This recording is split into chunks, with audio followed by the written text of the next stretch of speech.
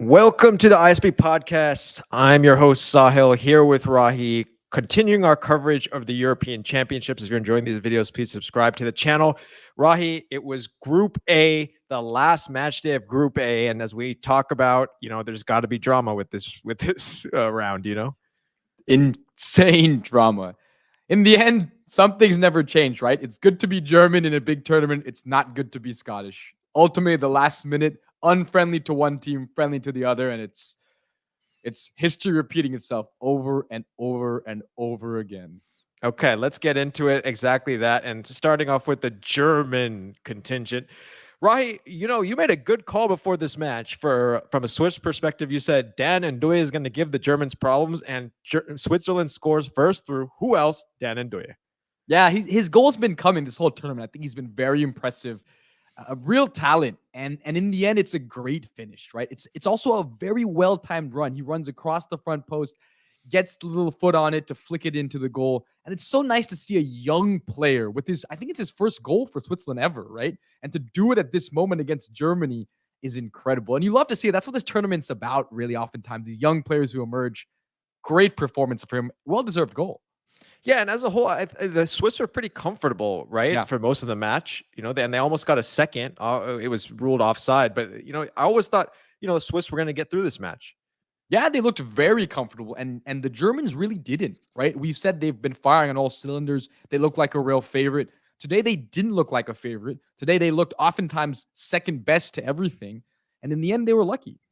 Yeah, in the end, they were lucky, but as we've always said, about Germany, the previous German teams from the 90s, and that's what this German team looks like. It doesn't look like all the German teams from the last few tournaments that were crumbling.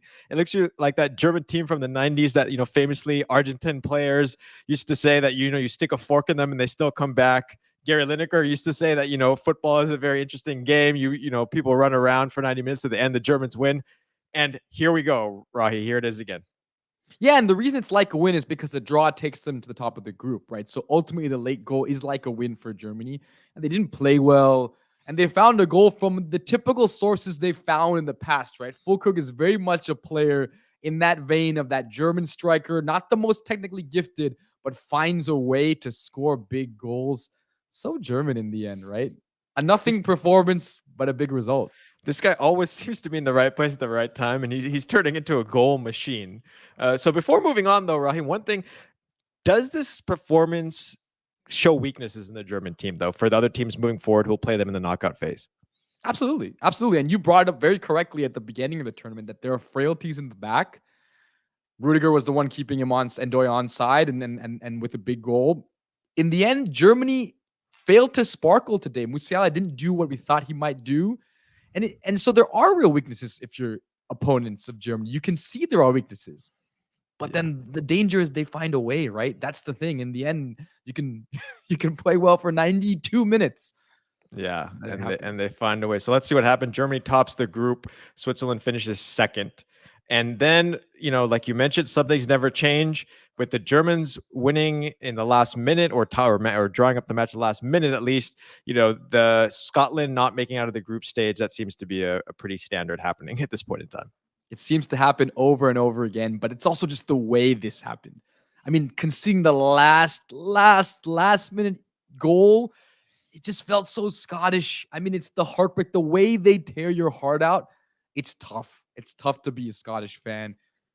Also, because this was such a big opportunity. This is a Hungary team that they can beat, and they didn't do enough, right? They really didn't today. Yeah, there was no sense of urgency. I thought Adams was pretty poor, didn't really do much. And I thought the subs actually made a difference in the match. But where was this drive from the beginning? It seemed like they just tried to play the last 5 minutes. I don't know. Yeah, it felt a little like they were okay with tying at times. It was a very intense game, and they clearly were trying to score, but they didn't commit all the way. And a draw wouldn't have really helped them in the end. The other guy, Billy Gilmore, I thought we hoped he would really set the tournament on fire again, and he didn't. So there were some performances that were subpar today for the Scots, and then in the end, the way it happens, I mean, that is you can't write this stuff.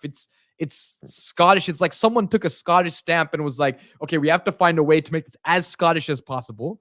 So we'll wait till the last minute to concede a goal that puts you out. I mean, they would have And still been alive with the draw. Now they're yeah. not. Yeah. So, I mean, just to break down that play, as you mentioned completely, let's summarize it. First, McGregor decides to chest the ball. I don't know why he did that instead of just like swing through and hope for the best at that point in time. Just take a crack at it. It might go anywhere. He chests it. It allows time for the Hungarian defender to step in, and then Hungary outlet the ball. Salai got it, and he created a move. And of course, Hungary scores and ends the match there. And, typical Scotland, the fans in the stadium stunned and everything like that. Yeah, and give a lot of credit to Hungary, right? Give a lot of credit to the way, to be honest, in the last 20 minutes, they were creating more concrete chances. And after the terrible injury to Vargas, it must be tough for them to continue to play. And it was difficult. You could see Soboslai with tears in his eyes after that injury. So credit to the team, credit to the way Hungary continued to fight.